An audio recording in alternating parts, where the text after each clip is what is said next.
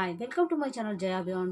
ಎಷ್ಟೋ ಜನ ಮದುವೆ ಆಗಿರೋ ಗಂಡಸರುಗಳು ಹೆಂಡತಿ ಜೊತೆ ಸಂಸಾರ ಮಾಡೋದು ಎಷ್ಟು ಕಷ್ಟ ಅನ್ನೋದನ್ನು ಕೆಲವರು ಕಾಮಿಡಿಯನ್ಗಳಾದರೆ ಕಾಮಿಡಿ ಮೂಲಕ ತೋರಿಸ್ತಾರೆ, ಕೆಲವರು ಸೀರಿಯಸ್ ಪರ್ಸನ್ ಆದರೆ ಅವರ ಜಗಳಗಳ ಮೂಲಕ ತೋರಿಸ್ತಾರೆ, ಅವರ ಫ್ರಸ್ಟ್ರೇಷನ್ನ ಜಗಳದ ಮೂಲಕ ಹೊರಗೆ ಹಾಕ್ತಾರೆ. ಎಷ್ಟೋ ಜನಗಳು ಕ್ರೂರಿಗಳಾಗಿದ್ದಂತೂ ಕೊಲೆ ಮಾಡಿನೇ ತೋರಿಸ್ತಾರೆ. ಆ ಲೆವೆಲ್ಗೆ ಅವರು ಜಗಳಗಳನ್ನ ತೋರಿಸ್ಕೊಂಡು ಹೋಗ್ತಾರೆ. ಅಂದರೆ ಅವರು ಹೆಂಡತಿ ಜೊತೆ ಬದುಕೋದು ಎಷ್ಟು ಕಷ್ಟ ಅನ್ನೋದು ತೋರಿಸ್ಕೊಂಡು ಹೋಗ್ತಾರೆ. Having a wife is a part of living, but living with a wife is a art of living ಅನ್ನೋದನ್ನ ತಮಾಷೆಯಾಗಿ ಹೇಳ್ತಾರೆ, ಕೆಲವರು ಸೀರಿಯಸ್ ಆಗು ಹೇಳ್ತಾರೆ. ಯಾಕಿಷ್ಟು ಕಾಂಪ್ಲಿಕೇಟೆಡ್ ಜಗಳಗಳು, ಯಾಕಿಷ್ಟು ಕಾಂಪ್ಲಿಕೇಟೆಡ್? ಒಂದು ಹೆಣ್ಣು ಜೊತೆ ಸಂಸಾರ ಮಾಡೋದು ಗಂಡು ಮಕ್ಳಿಗೆ ಯಾಕಿಷ್ಟು ಕಾಂಪ್ಲಿಕೇಟೆಡ್ ಆಗಿ ತಗೋತಾರೆ? ಜಗಳ ಅನ್ನೋದು ಇದ್ದೇ ಇರುತ್ತೆ. ಈಗ ಊಟದಲ್ಲಿ ಉಪ್ಪಿನಕಾಯಿ ಇಲ್ಲ ಅಂದರೆ ಎಷ್ಟು ಸಪ್ಪೆ ಅನಿಸುತ್ತೋ, ಲೈಫಲ್ಲಿ ಕೂಡ ಜಗಳ ಅನ್ನೋದು ಇಲ್ಲ ಅಂತಂದರೆ ಅದು ಲೈಫ್ ಒಂಥರ ಸಪ್ಪೆ ಅನಿಸುತ್ತೆ. ಜಗಳ ಇಲ್ಲ ಅಂತಂದರೆ ಲೈಫ್ ಮಜಾ ಇರಲ್ಲ. ಏನಕ್ಕೆ ಅಂತ ಹೇಳ್ತೀನಿ ಕೇಳಿ. ಕೆಲವ್ರ ಲೈಫ್ ಯಾವ ಥರ ಹೋಗ್ತಾ ಇರುತ್ತೆ ಅಂತಂದರೆ, ಗಂಡ ಕೆಲಸದಿಂದ ಮನೆಗೆ ಬಂದ, ಇವಳು ಪಾಡಿಗೆ ಇವಳು ಅಡುಗೆ ಮನೇಲಿ ಏನೋ ಕೆಲಸ ಮಾಡ್ತಿದ್ದ, ಅವ್ನ ಪಾಡಿಗೆ ಅವನೇನೋ ಮೊಬೈಲ್ ನೋಡ್ತಾ ಇದ್ದ ಅಥವಾ ಇನ್ನೇನೋ ಮಾಡ್ತಾ ಇದ್ದ. ಇವರು ಇಬ್ಬರು ಮಧ್ಯೆ ಮಾತಿಲ್ಲ, ಕತೆ ಇಲ್ಲ, ಏನೂ ಇಲ್ಲ. ಅವಳಿಗೇನು ಬೇಕು ಅಂತ ಇವ್ನು ಕೇಳಲ್ಲ, ಇವ್ನಿಗೇನು ಬೇಕು ಅಂತ ಅವಳು ಕೇಳಲ್ಲ. ಏನೋ ಒಂಥರ ಕೇರ್ಲೆಸ್ನೆಸ್ಸಲ್ಲಿ ಕಾಲ ಕಳೀತಿರ್ತಾರೆ. ಜಗಳ ಅನ್ನೋದು ಸಂಬಂಧನ ಯಾವ ಥರ ಬೂಸ್ಟ್ ಮಾಡುತ್ತೆ ಅಂತಂದರೆ, ಕೆಲವು ಸಲ ಏನಾಗುತ್ತೆ ಅಂದರೆ ಇದೇ ಥರ ಕೇರ್ಲೆಸ್ ಆಗಿರ್ತಾರೆ, ಗಂಡ ಹೆಂಡತಿ ಕೇರ್ಲೆಸ್ ಆಗಿರ್ತಾರೆ. ಒಂದು ಸಣ್ಣ ಜಗಳ ಬಂತು ಅಂತಂದರೆ ಅವಳಿಗೆ ಬೇಜಾರು ಮಾಡಿಬಿಟ್ಟಿದ್ದೀನಿ ಅಂತ ಇವನೇನು ಮಾಡ್ತಾನೆ, ಅವಳಿಗೆ ಬೇಕಾದ ಥರ ಸ್ವಲ್ಪ ದಿನ ನಡ್ಕೊತಾನೆ. ಅಂದರೆ ಕೋಪನ ಕಡಿಮೆ ಮಾಡಬೇಕು ಅಂತ ತನಗೆ ಬೇಕಾದಂಗೆ, ಹೆಂಡತಿಗೆ ಬೇಕಾದಂಗೆ ಗಂಡ ನಡ್ಕೊಳ್ಬೇಕು. ಅದು ಅವರಿಬ್ಬರ ಮಧ್ಯೆ ಜಗಳ ಅನ್ನೋದು ಲೈಫ್ನ ಯಾವ ಥರ ಬೂಸ್ಟ್ ಮಾಡುತ್ತೆ, ಅವ್ರ ಸಂಬಂಧನ ಯಾವ ಥರ ಬೂಸ್ಟ್ ಮಾಡುತ್ತೆ. ಏನು ಮಾಡ್ತಾರೆ ಅಂತಂದರೆ ಒಬ್ರಿಗೊಬ್ರು ಪಾಸಿಟಿವ್ ಆಗಿ ನಡ್ಕೋತಾ ಇರ್ತಾರೆ. ಅಂದರೆ ಅವ್ರಿಗೇನು ಬೇಕು ಅಂತ ಇವ್ರು ನೋಡೋದು, ಇವ್ರಿಗೇನು ಬೇಕು ಅಂತ ಅವ್ರು ನೋಡೋದು, ಎಲ್ಲೂ ಬೇಜಾರಾಗಬಾರ್ದು ಅಂತ ಒಬ್ರ ಬಗ್ಗೆ ಒಬ್ರು ಕನ್ಸರ್ನ್ ತೋರಿಸೋದು. ಜಗಳ ಆದಾಗ ಆ ಥರ ಅಂದರೆ ಜಗಳ ಆಡಿದ ಕ್ಷಣದಲ್ಲಿ ಒಬ್ರಿಗೊಬ್ರು ಕೋಪ ತೋರಿಸಿದ್ರು, ಆ ಕೋಪ ಸ್ವಲ್ಪ ತಣ್ಣಗಾಗ್ತಾ ಇದೆ ಅಂದಾಗ ಒಬ್ರಿಗೊಬ್ರು ಕೇರ್ ತೋರ್ಸೋಕ್ಕೆ ಸ್ಟಾರ್ಟ್ ಮಾಡ್ತಾರೆ. ಆಗ ಒಬ್ರಿಗೊಬ್ರು ತೋರಿಸೋಂಥ ಕನ್ಸರ್ನು, ಕೇರು ಏನಿದೆ ಅಂತಂದರೆ ಅವರಿಬ್ಬರ ಮಧ್ಯೆ ಪ್ಯಾಚಪ್ ಆಗುತ್ತೆ. ಮತ್ತು ಪ್ಯಾಚಪ್ ಆಗೋಕ್ಕೆ ಹೆಲ್ಪ್ ಮಾಡಿ. ಈಗ ಥಿಂಕ್ ಮಾಡಿ, ಸ್ವಲ್ಪ ದಿನದ ಹಿಂದೆ ಇದ್ದಂಥ ಕೇರ್ಲೆಸ್ಸು ಈಗ ಮಧ್ಯೆ ಜಗಳದಿಂದ ಏನಾಯಿತು, ಮತ್ತೆ ಸ್ವಲ್ಪ ರಿಲೇಷನ್ಗೆ ಬೂಸ್ಟ್ ಸಿಕ್ತಂಗಾಯಿತು. ಕೆಲವು ಸಲ ಒಬ್ರಿಗೊಬ್ರು ಸಾಮಾನ್ಯವಾಗಿ ಮಾತಾಡ್ಕೊಂಡಿರಲ್ಲ. ಅವರ ಭಾವನೆಗಳ ತೀವ್ರತೆ ಏನು, ಒಬ್ಬರು ಭಾವನೆಗಳ ತೀವ್ರತೆ ಏನು ಅನ್ನೋದು ಜಗಳದಿಂದನೇ ಗೊತ್ತಾಗುತ್ತೆ.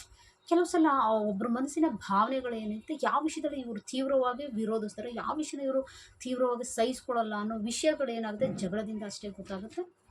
ಎಷ್ಟೋ ಸಲ ಗಂಡಸರುಗಳು ಅಯ್ಯೋ ನನ್ನ ಹೆಂಡತಿ ಏನೋ ಸ್ಪೆಷಲ್ ಕ್ಯಾರೆಕ್ಟರ್ ಕೊಟ್ಟು ಕಳಿಸ್ಬಿಟ್ಟಿದ್ದಾನೆ, ಸಾಮಾನ್ಯವಾದ ಕ್ಯಾರೆಕ್ಟರ್ ಇಲ್ಲ ಅವಳುಗಳಿಗೆ, ಡಿಫ್ರೆಂಟ್ ಕ್ಯಾರೆಕ್ಟರ್ ಇದೆ ಅಂತ ಗಂಡಸರುಗಳು ಫೀಲ್ ಮಾಡ್ತಾ ಇರ್ತಾರೆ. ಸಾಮಾನ್ಯವಾಗಿ ಪ್ರತಿಯೊಂದು ಹೆಣ್ಣಿನ ಕ್ಯಾರೆಕ್ಟರ್ ಸೇಮೇ ಇರುತ್ತೆ. ಜಗಳಗಳಿಗೂ ಕೂಡ ಪ್ರತಿ ಮನೆಯಲ್ಲೂ ಸೇಮ್ ಕಾರಣಗಳೇ ಇರ್ತವೆ. ಅಂದರೆ ನನ್ನ ಮನೇಲೇನೋ ಸ್ಪೆಷಲ್ ಜಗಳ ಆಗುತ್ತೆ, ನನ್ನ ಹೆಂಡತಿ ಏನೋ ಸ್ಪೆಷಲಾಗಿ ಬಿಹೇವ್ ಮಾಡ್ತಾಳೆ, ಅಥವಾ ನನ್ನ ಗಂಡ ಏನೋ ಸ್ಪೆಷಲಾಗಿ ಬಿಹೇವ್ ಮಾಡ್ತಾನೆ ಅಂತಲ್ಲ. ಪ್ರತಿಯೊಬ್ಬರು ಮನೆಯಲ್ಲೂ ಕಾರಣಗಳು ಸೇಮ್ ಆಗೇ ಇರುತ್ತೆ.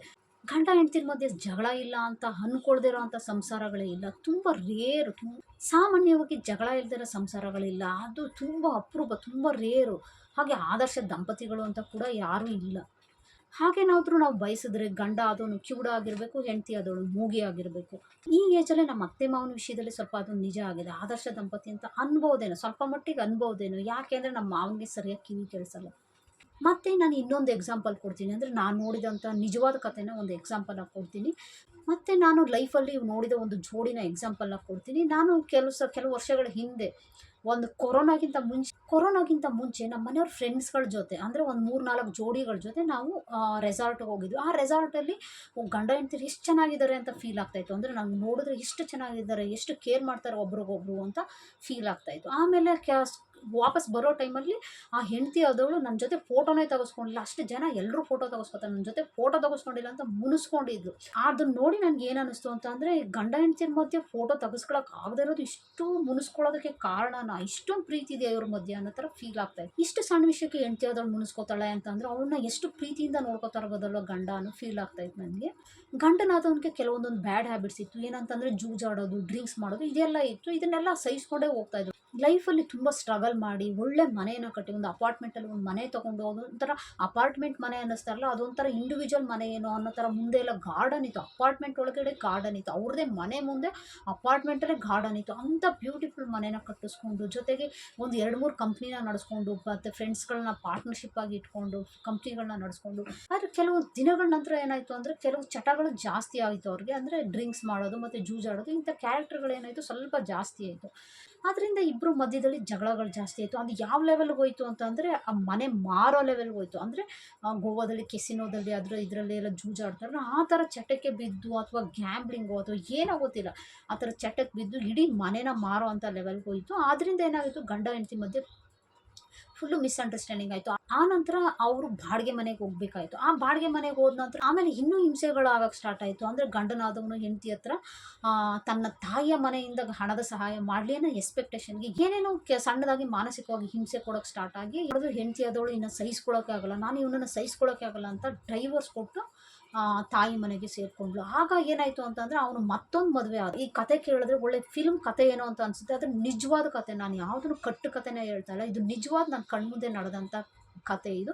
ಆದರೆ ಆ ಸಾವಿಗೆ ನಾವು ಕೂಡ ಹೋಗಲಿಲ್ಲ. ಎಲ್ಲೋ ದೂರದಲ್ಲಿ ನಮ್ಮ ಸ್ಟೇಟ್ ಬಿಟ್ಟು ಹೋಗಿನೋ ಅಥವಾ ಬೇರೆ ಯಾವುದೋ ಸ್ಟೇಟಲ್ಲಿ ಅವರು ಒಂದು ಬೇರೆ ಹೆಂಡತಿ ಜೊತೆ ಮದುವೆ ಮಾಡಿಕೊಂಡು ಸುಖವಾಗಿದ್ದರು. ಆದರೆ ಆ ನಂತರ ಈ ಕೊರೋನಾ ಬಂದು ಅವರು ತೀರೋದು.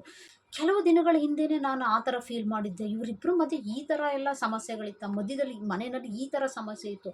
ಆದರೆ ಜನಗಳಿಗೆ ಯಾರಿಗೂ ಕಣ್ಣಿಗೆ ಕಾಣ್ತಾ ಇರಲ್ಲ. ಅಂದರೆ ನಾವು ಬೇರೆ ಯಾರನ್ನೋ ಯಾವುದೋ ಒಂದು ಇನ್ಸಿಡೆನ್ಸಿಂದ ಏನು ಫೀಲ್ ಮಾಡ್ತೀವಿ ಅಂದರೆ, ಬೇರೆಯವರೆಲ್ಲ ಚೆನ್ನಾಗಿದ್ದಾರೆ, ನಾವು ಮಾತ್ರ ಚೆನ್ನಾಗಿಲ್ಲ ಅಂತ ಅಂದ್ಕೊತೀವಿ.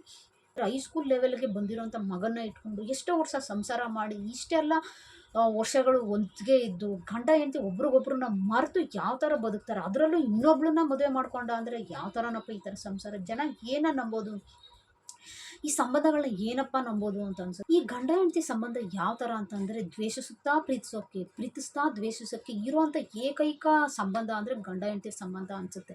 ಎರಡೂ ಇರುತ್ತೆ, ಅಂದರೆ ಪ್ರೀತಿನೂ ಇರುತ್ತೆ, ಹಾಗೆ ದ್ವೇಷನೂ ಇರುತ್ತೆ. ಆದರೆ ನಾವು ಯಾವುದನ್ನ ಮಾಡ್ಕೊಳ್ತೀವಿ, ಪ್ರೀತಿ ಹೆಚ್ಚಿಸ್ಕೊತೀವೋ ದ್ವೇಷ ಹೆಚ್ಚಿಸ್ಕೊಳ್ತೀವೋ, ಇದ್ರ ಮೇಲೆ ಏನಾಗುತ್ತೆ ನಮ್ಮ ಸಂಬಂಧ ನಿಲ್ಲುತ್ತೆ, ಇಲ್ಲ ಅಂತಂದರೆ ಮುರಿಯುತ್ತೆ.